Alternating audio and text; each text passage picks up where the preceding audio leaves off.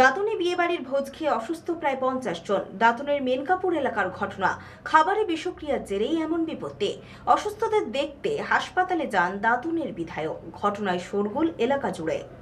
বিয়েবাড়ির খাবার খেয়ে অসুস্থ প্রায় 50 জন। পশ্চিম মেদিনীপুর জেলার দাঁতন 1 নম্বর ব্লকের মেনকাপুর এলাকার ঘটনা। অসুস্থদের ভর্তি করা হয় হাসপাতালে।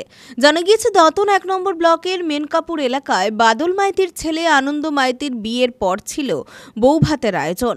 সেই খাবার খেয়েই অসুস্থ 50 জন। তাদের দাঁতন গ্রামীণ হাসপাতাল, এগরা সুপার স্পেশালিটি হাসপাতাল এবং স্থানীয়ভাবে অন্যত্র চিকিৎসার জন্য ভর্তি করা হয়। এদিন দাঁতন গ্রামীণ হাসপাতালে অসুস্থ অনেককেই ভর্তি করতে হয়। সন্ধ্যা থেকেই চলে হাসপাতালে ভর্তির হিড়িক। স্থানীয়রা জানাচ্ছেন, বিয়েবাড়ির খাবারে কোনোভাবে বিষক্রিয়া হয়, তার কারণেই এই বিপত্তি।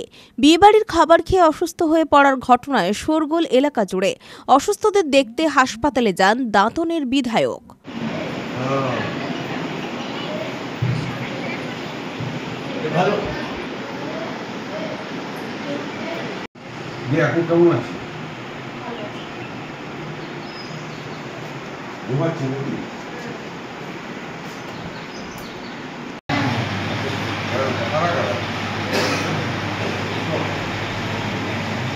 একটা ভোজবাড়ি খেতে গেছিলো, সবাই নিমন্ত্রণ যেমন গ্রামে হয় আর কি। খেতে যাওয়ার পরেই খাওয়ার পরে রিয়াকশান হয়েছে, কোনো ফুড পয়জন হয়ে গেছে আর কি। হয়ে যাওয়ার পরেই সঙ্গে সঙ্গে আমরা খবর পাই।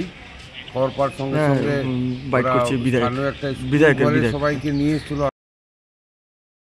পুলক বেরার রিপোর্ট, খবর বিসিবিএস।